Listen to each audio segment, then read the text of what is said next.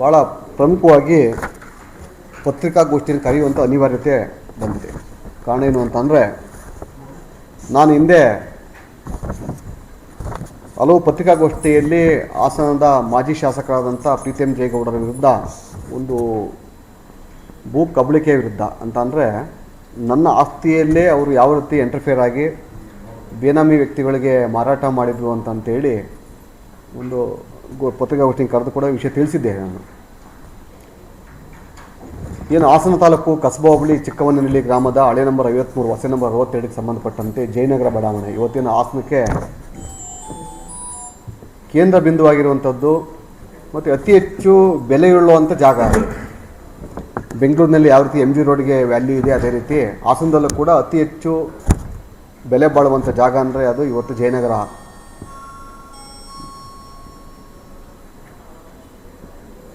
ಜಾಗ. ಅದು ಇವತ್ತು ಒಂದು ಅಡಿ 5,000 to 6,000 ರೂಪಾಯಿ ಇವತ್ತು ಓಡ್ತಾ ಇದೆ ಅಲ್ಲಿ.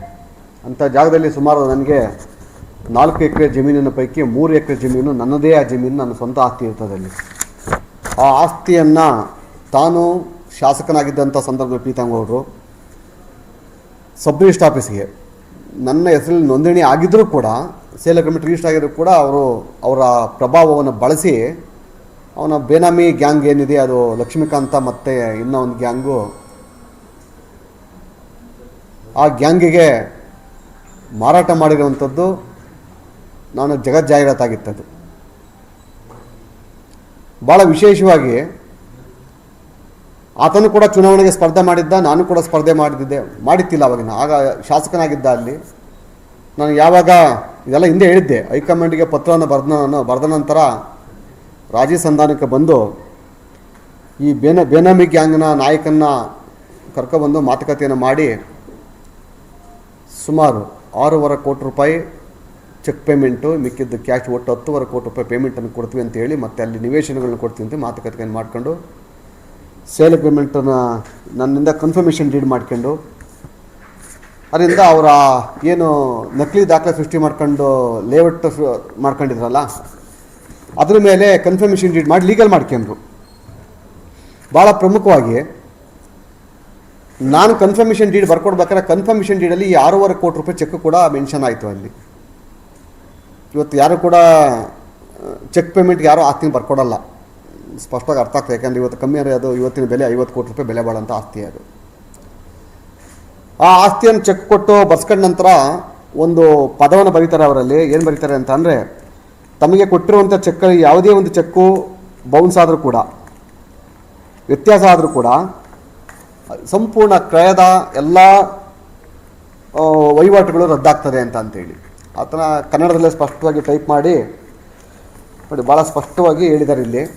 ಇದರಲ್ಲಿ ಭಾಳ ಸ್ಪಷ್ಟವಾಗಿ ಕೊಟ್ಟಿರುವಂಥ ಯಾವುದೇ ಒಂದು ಚೆಕ್ ಬೌನ್ಸ್ ಆದರೂ ಕೂಡ, ಇಲ್ಲ ಕೊಡುವಂಥ ಆಸ್ತಿಯಲ್ಲಿ ವ್ಯತ್ಯಾಸ ಆದರೂ ಕೂಡ ಸಂಪೂರ್ಣ ಆಸ್ತಿ ರದ್ದಾಗ್ತದೆ, ಆ ಕ್ರಯದ ಎಲ್ಲ ವ್ಯವಹಾರಗಳು ರದ್ದಾಗ್ತದೆ ಅಂತ ಬರೆದು ಸಹಿ ಮಾಡಿದರು.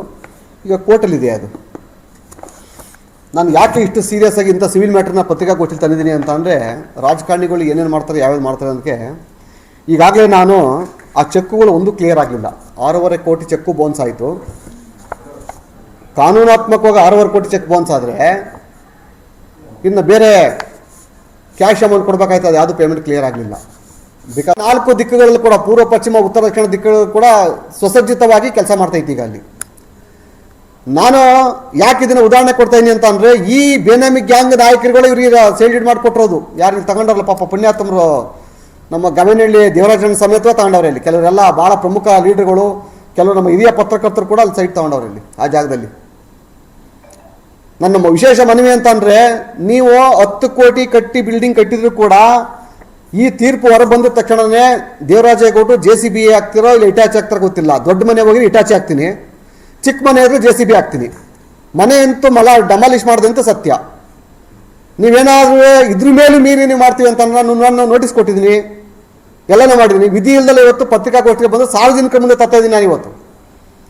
ನೀವೇನಾದ್ರು ಈ ಮಾಫಿಯಾ ಗ್ಯಾಂಗ್ ಜೊತೆ ಕೈ ಜೋಡಿಸಿ ಏನಾದ್ರು ನೀವು ಇನ್ನೂ ಮುಂದುವರೆದ ಮನೆಗಳನ್ನ ಕಟ್ಟಿದ್ರೆ ಸಂಪೂರ್ಣ ನಿಮ್ಮ ಮನೆಯನ್ನು ಕಳ್ಕತ್ತೀರಾ ತೀರ್ಪು ಬಂದ ನಂತರ. ದೇವರಾಜೇಗೌಡರು ಯಾವುದೇ ಕಾರಣಕ್ಕೂ ರಾಜಿಗೆ ಮುಲಾಜಿಗೆ ಬಗ್ಗುವಂತನಲ್ಲ, ಇದು ಸ್ಪಷ್ಟವಾಗಿ ಗೊತ್ತಿರಲಿ. ನನ್ನ ಈ ಪತ್ರಿಕಾಗೋಷ್ಠಿಯ ಭಾಳ ಪ್ರಮುಖ ಉದ್ದೇಶ ಏನು ಅಂತಂದ್ರಲ್ಲಿ, ಈ ಲೇಔಟ್ ಬಡಾವಣೆಯಲ್ಲಿ ಪ್ರಮುಖವಾಗಿ ಅಕ್ರಮ ಎಸಗಿರುವಂಥವ್ರು ಜಿಲ್ಲಾಧಿಕಾರಿಗಳು, ಎರಡನೆಯದು ನಗರಾಭಿವೃದ್ಧಿ ಪ್ರಾಧಿಕಾರದವರು, ಮೂರನೇದು ಮಹಾನಗರ ಪಾಲಿಕೆಯವರು. ಡಿ ಸಿ ಕನ್ವರ್ಷನ್ ಮಾಡಿ ಕೊಟ್ಟಂತರ ಸುಳ್ಳು ದಾಖಲೆ ಮೇಲೆ ಕನ್ವರ್ಷನ್ ಮಾಡಿ ಕೊಟ್ಟ ಮೇಲೆ ನಗರಾಭಿವೃದ್ಧಿ ಪ್ರಾಧಿಕಾರದಲ್ಲಿ ಲೇಔಟ್ ಮಾಡಿಕೊಡ್ತಾರೆ, ಇಲ್ಲಿಗಲ್ ಲೇಔಟ್ ಮಾಡ್ತಾರೆ.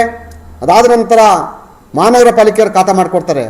ಇವರು ಯಾರು ಪಾಪ್ತಾರೇನಿಲ್ಲ, ಇಲ್ಲಿ ಎಲ್ಲರೂ ಈ ಬೇನಾಮಿ ಗ್ಯಾಂಗಲ್ಲಿ ಇರೋರು ಸೈಟ್ ಮಾಡ್ಕೊಬಿಟ್ಟಾರೆ. ಈಗ ಅಲ್ಲಿ ನಾವು ಸತ್ಯಭಾಮ ಶ್ರೀಮತಿ ಸತ್ಯ ಹೈಕೋರ್ಟ್ ಕರೆಸ್ತಾ ಇದೀವಿ. ಎಲೆಕ್ಷನ್ ಕೇಸ ಬರ್ತಾವ್ರಿಗೆ ಮೇಡಮ್ ಅವರು. ಈಗ 4 ಜನ ತಗ್ಲಾಕೊಂಡವ್ರಿಗೆ ಫೇಸ್ ಪಟೇಲ್ ಕೇಸಲ್ಲಿ. ಯಾರು? ಕೂಡ ನಗರಾಭಿವೃದ್ಧಿ ಪ್ರಾಧಿಕಾರದ ಅಧ್ಯಕ್ಷರು ಶ್ರೀಯುತ ರಮೇಶ್ ಸರ್ ಅವರು, ರಮೇಶ್ ಅಣ್ಣವರು. ಆಮೇಲೆ ಆಯುಕ್ತರು ರಮೇಶ್ ಅಣ್ಣವರು, ಮತ್ತೆ ಇಲ್ಲಿ ಇರುವಂಥ ಕೃಷ್ಣಮೂರ್ತಿ ಅವರು. ಇವರೆಲ್ಲರೂ ಕೂಡ ಯಾರ್ಯಾರು ಸಹಿ ಮಾಡಿದಾರೆ, ನಾನು ಅವ್ರ ಹೆಸರು ಹೇಳಕ್ಕೆ ಇಷ್ಟಪಡಲ್ಲ, ಯಾರ್ಯಾರು ಸಹಿ ಮಾಡಿದ್ರೆ ಎಲ್ಲರೂ ಕೂಡ ಕಂಬಿಯಿಂದ ಹೋದಂತ ಖಚಿತ. ಯಾವುದು ಎರಡನೇ ಮಾತಿಲ್ಲ ಅಲ್ಲಿ.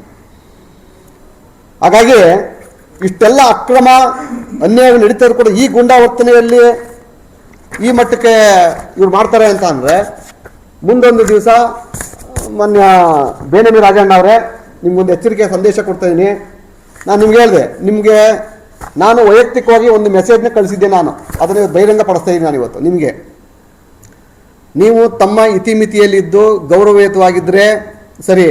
ನೀವು ಏನೋ ಇತಿಮಿತಿಯನ್ನು ಮೀರಿ ನನ್ನ ಮೇಲೆ ರಾಜಕೀಯ ಅಗೆತನವನ್ನು ಏನಾದ್ರು ನೀವು ಮಾಡಕ್ಕೆ ಬಂದರೆ, ಹನುಮಂತ ಹೇಗೆ ಲಂಕೆಗೆ ಕಾಲಿಟ್ಟು ಇಡೀ ಲಂಕೆಯನ್ನು ಭಸ್ಮ ಮಾಡ್ದಂಗೆ ನಿಮ್ಮ ಹಣದ ಸಾಮ್ರಾಜ್ಯವನ್ನು, ಅಧಿಕಾರ ಸಾಮ್ರಾಜ್ಯವನ್ನು, ರಾಜಕೀಯ ಸಾಮ್ರಾಜ್ಯವನ್ನು ನಾಶ ಮಾಡ್ತೀನಿ ಅಂತೇಳಿ. ಇದು ಸತ್ಯ, ಶತಸತ್ಯ. ಇದು ಯಾವುದೇ ಕಾರಣಕ್ಕೂ ಕೂಡ ಹಿಂದೆ ಹೋಗೋ ಪ್ರಶ್ನೆ ಎಲ್ಲ ಖಂಡಿತ ಆಗ್ತದೆ. ಯಾವ ರೀತಿ ಹೆಂಗೆ ಪೆಂಡ್ರೈವ್ ಕೇಸಲ್ಲಿ ನೀನು ಪೊಲೀಸ್ ಅಧಿಕಾರಿಗಳನ್ನ ಬುಕ್ ಮಾಡ್ಕೊಂಡು ನೀನು ಹೊರಗಡೆ ಬಂದಲ್ಲಪ್ಪ, FIR ಅಲ್ಲವಿಲ್ಲ, ಚಾರ್ಜ್ ಶೀಟಲ್ಲಿ ಇದ್ದಂಗೆ ಬಚಾವಾಗಿದೆಯಲ್ಲ, ಅದೇ ಚಾರ್ಜ್ ಶೀಟ್ ತಗೊಂಡು ನಾನಲ್ಲಿ ನೀನು ಹೆಂಗೆ ಕರ್ಕೋಬೇಕು ಕೋರ್ಟ್ ಆ ಕೇಸ್ ಉಳಿಕೆ ಅಂತೇಳಿ ನಾನು ಚಾಲೆಂಜ್ ಮಾಡ್ತೀನಿ. ನಾನು ನಮ್ಮ ಅಪ್ಪನ ಮಗ, ಗಂಡನ ಮಗನೇ ಆಗಿದ್ರೆ, ನಮ್ಮ ತಂದೆ ಗುಂಡೇಗೌಡರ ಮಗನೇ ನಾನು ಆಗಿದ್ರೆ, ಏನು ಚಾರ್ಜ್ ಶೀಟಲ್ಲಿ ತನಿಖಾಧಿಕಾರಿ ನೀನು ಕೈ ಬಿಟ್ಟವರಲ್ಲ, ನೀನು ಹೆಂಗೆ ಪೆಂಡ್ರೈವ್ ಕೇಸ್ ಒಳಗೆ ತಗೋಬೇಕು ಅಂತ ಗೊತ್ತಿನ ತಗೋತೀನಿ. ನಾನು ಹೆಂಗೆ ಪೆಂಡ್ರೈವ್ ಕೇಸ್ನ ಹೊರಗೆ ಹೋಗ್ಬೋದು ಅಂತೇಳಿ ಕಾನೂನು ಚೌಕಟ್ಟಲ್ಲಿ ನಾನು ಹೋರಾಟ ಮಾಡ್ತೀನಿ, ನಾನು ಹೊರಗೆ ಬರ್ತೀನಿ. ಬಟ್ ನಿನಗೆ ರಿಲೀಫ್ ಇಲ್ಲ. ಈ ಅಕ್ರಮ ಅನ್ಯಾಯದಲ್ಲಿ ಹೋರಾಟ ಮಾಡ್ತಿದೆಯಲ್ಲ ಹಾಸನ ಜಿಲ್ಲೆಯಾದ್ಯಂತ ಪೆಂಡ್ರೈವ್ ಕೇಸಲ್ಲಿ ಬಚಾವ ಬಂದು. ಯಾಕೆಂದರೆ ನಿನ್ನ ಚೇಳ ಹತ್ರ ಇದ್ದ ಒಬ್ಬ ತಮ್ಮಯ್ಯ ಅಂತ ಒಬ್ಬ ಅವನು ಅಡಿಷನಲ್ SP ಅವನು, ಆತನನ್ನು ಕೂಡ ಯಾವ ರೀತಿ ಹೊರಗೆ ತತ್ತೀನಿ ಅಂತೇಳಿ ಈ ಪೆಂಡ್ರೈವ್ ಕೇಸಲ್ಲಿ ಹೊಡೆದಂತೆ ನಾನು ಪೊಲೀಸ್ ಇಲಾಖೆ ಅಧಿಕಾರಿಗಳನ್ನು ಎಚ್ಚರಿಕೆಯನ್ನು ಕೊಡ್ತಾ ಇದ್ದೀನಿ. ತಮಗೆ ಕಾಕಿ ಬಟ್ಟೆ ಇದೆ, ಕಾನೂನಿನ ಚೌಕಟ್ಟಿನಲ್ಲಿ ಕೆಲಸ ಮಾಡ್ತಾ ಇದ್ದೀರಾ, ಕೆಲಸ ಮಾಡಿ. ಒಡ್ಡಿ ನೀವೆಲ್ಲ ಏನಾರು ಸುಳ್ಳು ಪ್ರಕರಣ ಹಾಕೋದು, ಸುಳ್ಳು ಕೇಸ್ ಹಾಕೋದು, ಸುಳ್ಳು ಕೇಸಿನ ಮೇಲೇ ಚಾರ್ಜ್ ಶೀಟ್ ಮಾಡೋ ಅಂಥ ಕೆಲಸ ಮಾಡಿದರೆ ಒಂದಲ್ಲ ಒಂದು ದಿವಸ ನಿಮ್ಮ ಯೂನಿಫಾರ್ಮ್ನ ಕಳಿಸಬೇಕಾಗ್ತದೆ. ಕಾನೂನು ಚೌಕಟ್ಟಲ್ಲಿ ನಿಮ್ಮ ಯೂನಿಫಾರ್ಮ್ನ ಕಳಿಸ್ತೀನಿ. ನಾನು ಯಾವುದೇ ಅಧಿಕಾರಿ ಆಗಿದೆ ನನಗೆ ಗೊತ್ತು. ಕೆಲವು ಅಧಿಕಾರಿಗಳಿಂದ ವರ್ಗಾವಣೆಯಾಗಿ ಹೋಗಿದ್ರು ಕೂಡ ಅವರ ಪ್ರಭಾವ ಇನ್ನೂ ಬೀರ್ತಾ ಹಾಸನ ಜಿಲ್ಲೆಯ SP ಮೇಲೆ, ಪೊಲೀಸ್ ಅಧಿಕಾರಿಗಳ ಮೇಲೆ. ನನ್ನ ಮೇಲೆ ಯಾವ ರೀತಿ ರೇಪ್ ಕೇಸ ಚಾರ್ಜ್ ಶೀಟ್ ಮಾಡಿಸಿದ್ದೀರಾ ನೀವು, ನನ್ನ ಮೇಲೆ ಯಾವ ಥರ ಪೆಂಡ್ರೈವ್ ಕೇಸ ಚಾರ್ಜ್ ಶೀಟ್ ಮಾಡಿಸಿದ್ದೀರಾ, ನಾನು ಕೊಟ್ಟ ಕೇಸ್ಗಳನ್ನ ಯಾಕೆ ತನಿಖೆ ಮಾಡಲಿಲ್ಲ ನೀವು? ನನ್ನ ಮನೆಯಲ್ಲಿ 21 ಲಕ್ಷ ರೂಪಾಯಿ ಚಿನ್ನ ಕಳ್ತನ ಆಯಿತು, ಬಡಾವಣೆ ಪೊಲೀಸ್ ಸ್ಟೇಷನ್ಗೆ ಕೊಟ್ಟೆ, ನಾನಲ್ಲಿ ತನಿಖೆ ಮಾಡಲಿಲ್ಲ.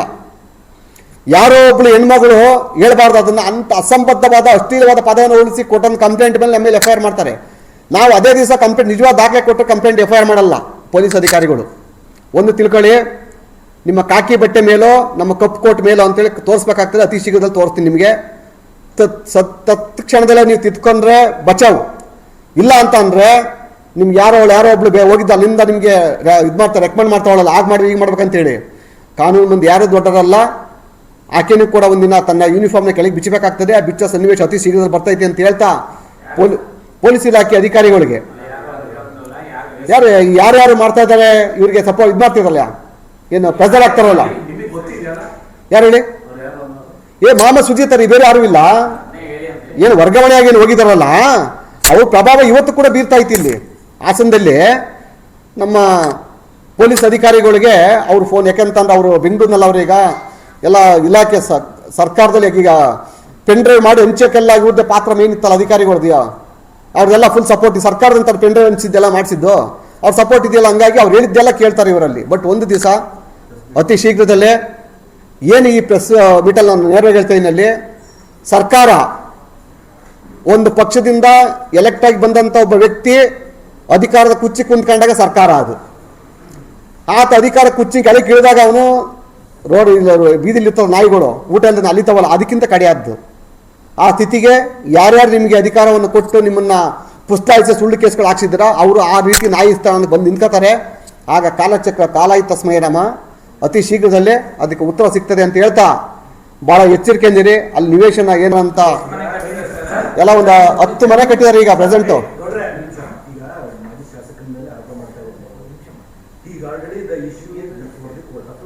ಎಸ್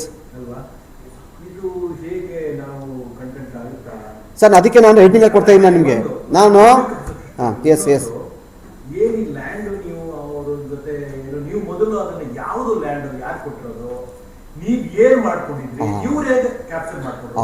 ಎಸ್ ಅದಲ್ಲ ಸರ್.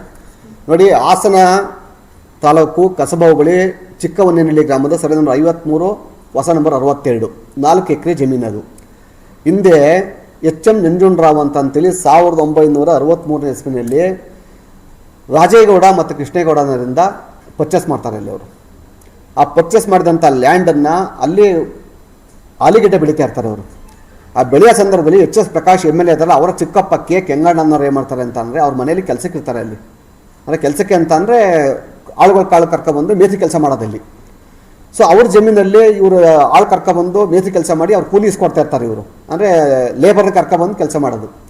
ಸೊ ಆಲೂಗಡ್ಡೆ ಕೇಳೋ ಟೈಮಲ್ಲಿ ಸ್ವಲ್ಪ ಇವರು ವೀಕ್ ಆದಾಗ ಏನಂತಾರೆ, ಸ್ವಲ್ಪ ಒಂದು ಪಟ್ಟು ಅಧಿಕಾರ ಸ್ಟಾರ್ಟ್ ಆದಾಗ, ಅವರ ರಾಜಕೀಯ ಮೊದಲನೇ ಅಧಿಕಾರ ಸ್ಟಾರ್ಟ್ ಆದಾಗ ಕೆಂಗಣ್ಣವ್ರು ಏನು ಹೇಳ್ತಾರೆ ಅಂತ ಅಂದರೆ, ಈ ಜಾಗದಲ್ಲಿ ನಾನು ಉಳುಮೆ ಮಾಡ್ತಾ ಇದ್ದೆ ಅಂತೇಳಿ ಗೇಣಿದಾರ ಅಂತ ಹೇಳ್ತಾರೆ. ಆಗ ಗೇಣಿದಾರ ಅಂತ ಹೇಳಕ್ಕೆ ಬಂದಾಗ ಇವರು ನಂಜುಂಡರಾವ್ ಅವರ ವಿರುದ್ಧವಾಗಿ ಸಿವಿಲ್ ಕೋರ್ಟ್ಗೆ ಹೋಗ್ತಾರೆ. ಸಿವಿಲ್ ಕೋರ್ಟ್ಗೆ ಹೋದಾಗ ಅಲ್ಲಿ ಅವ್ರೇನು ಮಾಡ್ತಾರೆ, ನಾ ಗೇಣಿದಾರ ಅಂದಾಗ ಸಿವಿಲ್ ಕೋರ್ಟ್ಗೆ ಗೇಣಿಗೆ ಸಂಬಂಧ ಬರಲ್ಲ, ಟ್ರಿಬ್ಯುನಲ್ಗೆ ಹೋಗಿ ಅಂತಾರೆ. ಟ್ರಿಬ್ಯುನಲ್ಗೆ ಹೋದಾಗ ಹಾಸನ ಲ್ಯಾಂಡ್ ಟ್ರಿಬ್ಯುನಲ್ಗೆ ಹೋದಾಗ ಅಲ್ಲಿ ಅಧ್ಯಕ್ಷರಿಗೆ ಇವರು ನಮ್ಮ ಪ್ರಕಾಶ್ ಅವರು ಎಚ್.ಎಸ್. ಪ್ರಕಾಶ್ ಅವರೇ ಅಧ್ಯಕ್ಷ ಆಗಿರ್ತಾರೆ, ಅವರ ಚಿಕ್ಕಪ್ಪನೇ. ಸೊ ಹಾಗಾಗಿ ನ್ಯಾಯ ಸಿಗಲ್ಲ ಅವ್ರಿಗೆ. ಇಲ್ಲಿ ಬೇಡ ಅಂತ ಚಂದಾಪಟ್ಟಣಕ್ಕೆ ವರ್ಗಾವಣೆ ಮಾಡ್ಕೋತಾರೆ. ಚಂದಾಪಟ್ಟಣಕ್ಕೆ ಹೋದಾಗ ಅಲ್ಲಿ AC ಅಧ್ಯಕ್ಷ ಇರ್ತಾರೆ, ಮಿಕ್ಕರೆಲ್ಲ ರೆಪ್ರೆಸೆಂಟೇಟಿವ್ ಯಾರು ಇರ್ತಾರೆ ಅಂದರೆ ಮೆಂಬರ್ಸ್ಗಳು ರಾಜಕೀಯದಿಂದ ಎಲೆಕ್ಟ್ ಆಗೋಂಥವ್ರು. ಸೊ ಅಲ್ಲಿಗೆ ಅಲ್ಲೂ ನ್ಯಾಯ ಸಿಗಲ್ಲ, ಎಲ್ಲ ದುಡ್ಡು ಇಸ್ಕೊಂಡು ಲಂಚ ಇಸ್ಕೊಂಡು ಲೋಕಾಯುಕ್ತ ಕೇಸ್ ಫೈಲ್ ಆಗಿದೆ. ಲೇಔಟ್ ಆಗಿರೋದು 2.5 ಎಕರೆಗೆ ಸರ್. 2.5 ಎಕರೆನ ಲೇಔಟ್ ಕನ್ವರ್ಷನ್ ಮಾಡಿದ್ರೆ 4 ಎಕರೆ ಕನ್ವರ್ಷನ್ ಮಾಡಿದ್ರೆ ಅದು ವ್ಯಾಲಿಡ್ ಇನ್ವ್ಯಾಲಿಡ್? ಅದು ಲ್ಯಾಂಡ್ 2.5 ಎಕರೆ RTC ಇರೋದು, 4 ಎಕರೆ ಕನ್ವರ್ಷನ್ ಆಯ್ತದೆ. ಮಾಡಿರೋ ನೋಡಿ, ಕಾಪಿ ಕೊಟ್ಟಿದ್ದೀನಿ ಅಲ್ಲಿ, ಕನ್ವರ್ಷನ್ ಕಾಪಿನ. 4 ಎಕರೆ ಲ್ಯಾಂಡ್ ನೋಡಿ, ಕನ್ಫ್ಯೂಸ್ ಮಾಡ್ಕೊಬೇಡಿ. 4 ಎಕರೆ ಲ್ಯಾಂಡ್ ಇದು, ಅದರಲ್ಲಿ ನಂದು ಪಾರ್ಟ್ ಇದೆಯಲ್ಲ, ಆ ಪಾರ್ಟು ಮತ್ತು ಇನ್ನೊಂದು ಬನ್ಯಾತ ಶೇರ್ ಕಟ್ ಮಾಡ್ತಾರೆ, ಬಿಟ್ಬಿಡ್ತಾರೆ, ಅವನ್ನ ಸೇಲ್ ಡೀಡ್ ಮಾಡ್ತಾರೆ. 2.5 ಎಕರೆಗೆ 2.5 ಎಕರೆ ಸೇಲ್ ಡೀಡ್ ಕೊಟ್ಟು 4 ಎಕರೆ ಕನ್ವರ್ಷನ್ ಮಾಡ್ತಾರೆ. ಯಾರು ನನ್ನ ದುಡ್ಡು ಬಂದು ನಾನೇ ಫೈಟ್ ಮಾಡಕ್ಕೆ ಹೋಗಲ್ಲ, ಬೇರೆ ವಿಚಾರ ಬೇರೆ ಆಗ್ತದೆ. ಅದು ನನ್ನ ದುಡ್ಡು ಕೊಡೋಕ್ಕಾಗಲ್ಲ ಅವರು.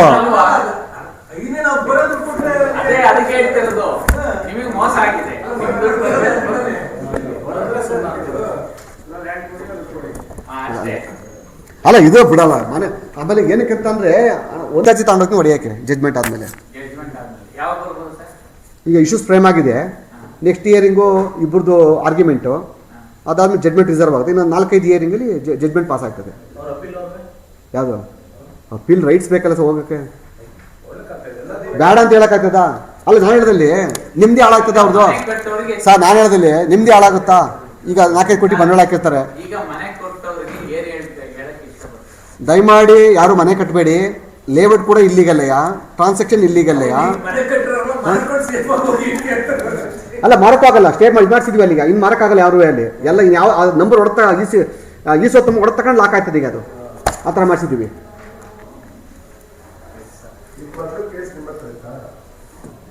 ಮೇನ್ ಓನರ್ ನನಗೆ ಬರ್ಕೊಟ್ಟಿದ್ರಲ್ಲ, ಆ ಓನರ್ನೇ ಕರ್ಕೊಂಡು ರಿಜಿಸ್ಟರ್ ಮಾಡಿಸ್ಕೊಂಡ್ರು. ನಾನು ಬಿಟ್ಟೇ ಇವರು. ಒಂದು ಸೆಕೆಂಡ್ ಸರ್, ನನ್ನ ಹೆಸರು ರಿಜಿಸ್ಟರ್ ಆಗೈತೆ ಫಸ್ಟು. ECL ಬರ್ತೈತೆ, ECL ಬರ್ತೈತೆ, ECL ನನ್ನ ಹೆಸರು ಬರ್ತೈತೆ. ನಾನು ಬಿಟ್ಟರು ಓನರ್ ತಗೊಂಡು ರಿಜಿಸ್ಟರ್ ಮಾಡ್ಕೊಂಡ್ರು. ಕೇಸ್ ನಿಂತ್ಕತ್ತು. ಇದೇ ನೋಡಿ, ಇದೇ ಕೇಸು. ಯಾವ ಕೇಸ್ ಹಾಕಿದ್ನೋ ಅಲ್ಲಿ ಅವಾಗ. ಆಗ 10 ಕೋಟಿ ಬರ್ಬೇಕು ನನಗೆ. ಹೌದು, ದುಡ್ಡು ಕೊಟ್ಟಿಲ್ಲ. ಇಲ್ಲ, ಲಕ್ಷ್ಮೀಕಾಂತ್ ಒಂದೇ ಮಾತಾಡ್ತಾನೆ, ನಿಂತ್ಕೊತೀನಿ ಬಟ್ಟೆ ಬಿಚ್ಕೊ ಅಂತಾನೆ. ನಂದೇನಿಲ್ಲ, ಪ್ರೀತಂಗೋಡ್ ಬಂದು ಮಾತಾಡಿದ್ರೆ ಪ್ರೀತಂಗೋಡ್ ತಿಸ್ಕೊ ಅಂತಾನೆ.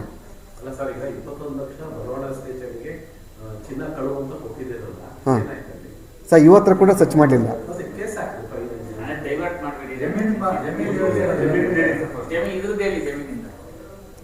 ಬಂದಿಲ್ಲ. ಈಗ ಇಶ್ಯೂಸ್ ಫ್ರೇಮ್ ಆಗಿದೆ, ಜಡ್ಮೆಂಟ್ ರಿಸರ್ವ್ ಆಗಿದೆ. ಇಷ್ಟರಲ್ಲಿ ಎಲ್ಲಿ ಜಡ್ಮೆಂಟ್ ಆಗ್ಬಿಡ್ತು ಅಂತ ಹೇಳಿ ತರಾತುರಿಯಲ್ಲಿ ಒಂದು 20 ಮನೆ ಕಟ್ತಾವ್ರೆ.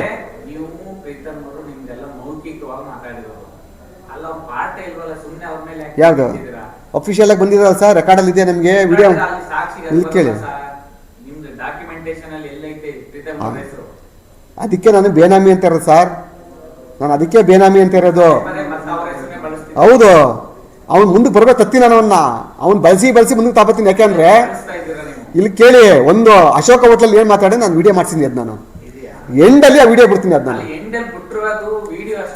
ಎಲ್ಲ ಮಾತಾಡಿರೋದು ವ್ಯವಹಾರ ಪ್ರೆಸೆಂಟ್ ಡಾಕ್ಯುಮೆಂಟೇಶನ್ ಹೆಚ್ಚ ಇವನು ಲಕ್ಷ್ಮೀಕಾಂತ ಮತ್ತೆ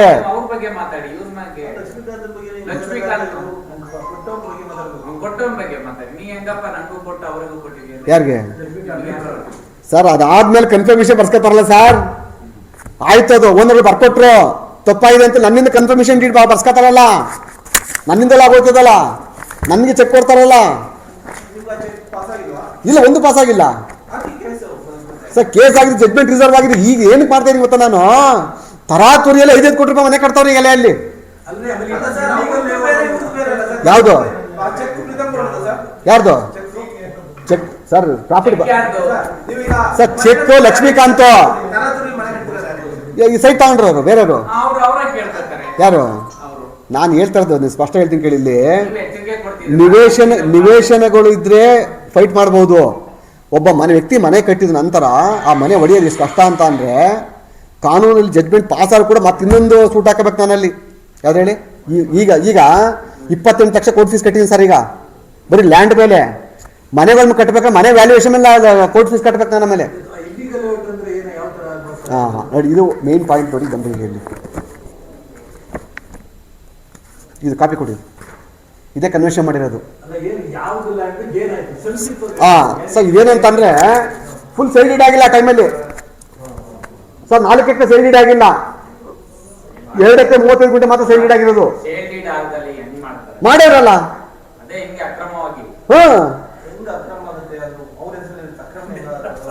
ಸರ್. ಒಂದ್ ಸೆಕೆಂಡ್ ಕನ್ಫ್ಯೂಸ್ ಮಾಡ್ಕೋಬೇಡಿ.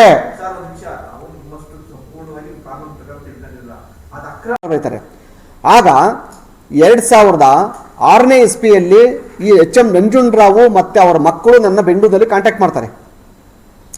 ಹೈಕೋರ್ಟ್ ರಿಟ್ ಬೀಳ್ತಾರೆ, ರಿಟ್ ಪಿಟಿಷನ್ ಬಿಡ್ತಾರೆ, ಇದು ಟ್ರಿಬ್ಯುನಲ್ ವಿರುದ್ಧವಾಗಿ. ಯಾಕೆ ಸಂಕ್ಷಿಪ್ತ ಗೊತ್ತಿರಲಿಲ್ಲ ನಿಮಗಿದು.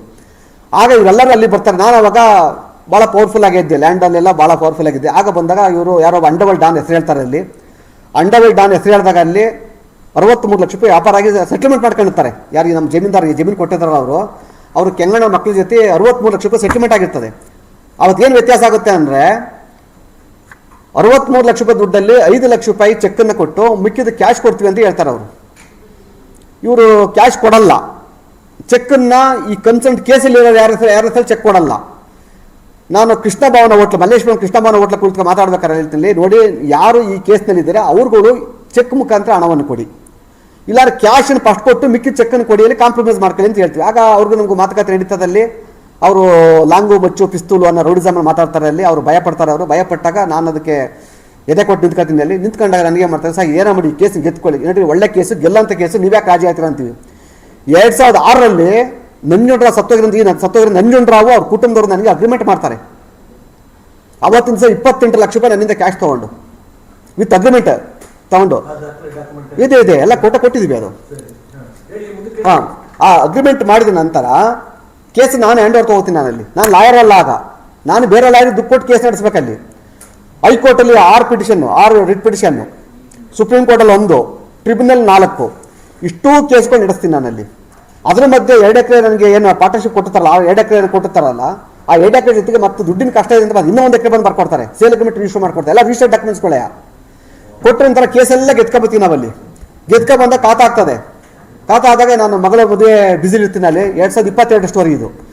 2006ರಿಂದ 2022 ಗಂಟ ಇದು ಕೇಸ್ ನಡೆದಿದ್ದು. 22ರಲ್ಲಿ ಏನು ಮಾಡ್ತಾರೆ ಅಂತ ಎಲ್ಲ ಕ್ಲಿಯರ್ ಆಗುತ್ತದಲ್ಲ. ಈ ಬೇನಾಮಿ ರಾಜ ಎಂಟ್ರಿ ಆಯ್ತಾನೆ ಅಲ್ಲಿಗೆ, ಮಾಜಿ ಶಾಸಕ ಎಂಟ್ರಿ ಆಗ್ತಾನೆ. ಎಂಟ್ರಿ ಆಗಿ ಅವನ ಹೆಸರು ಗೊತ್ತಾಗಬಾರ್ದು ಅಂತೇಳಿ ನನ್ನ ಹೆಸರು ಸೇಲ್ ಅಗ್ರಿಮೆಂಟ್ ರಿಜಿಸ್ಟರ್ ಈಸಿಯಲ್ಲಿ ನನ್ನ ನೇಮ್ ಬರ್ತಾ ಇದೆ. ನಂದು 3 ಎಕರೆ ಸಪ್ರೇಟ್ ಆಗಿದೆ, ಅದು ಇದೆ. ಅಷ್ಟೆಲ್ಲ ಇದ್ರೂ ಕೂಡ ಅಲ್ಲಿ ಸಬ್ ರಿಜಿಸ್ಟರ್ ರಿಜಿಸ್ಟರ್ ಮಾಡಿಸ್ತಾನೆ. ಯಾರ ಹೆಸರು ಮಾಡಿಸ್ತಾನೆ? ಕಂಚಮನಹಳ್ಳಿ ಕಾಂತಾನ ಹೆಸರು ಮಾಡಿಸ್ತಾನೆ ಅಲ್ಲಿ. ನಾನು ಅವನ್ನ ಹಿಡ್ಕೊಂಡು ಅವನೇನಂತ ಹೇಳ್ತಾನೆ, ಸರ್ ನಮ್ದೇನು ಪಾತ್ರ ಇಲ್ಲ, ಪ್ರೀತಮ್ ಗೌಡ್ರು ಕೇಳಿ ಅಂತಾನೆ. ಅಶೋಕ ಗೌಡ್ರು ಮೀಟಿಂಗ್ ಬರ್ತಾನೆ ಅಲ್ಲಿ.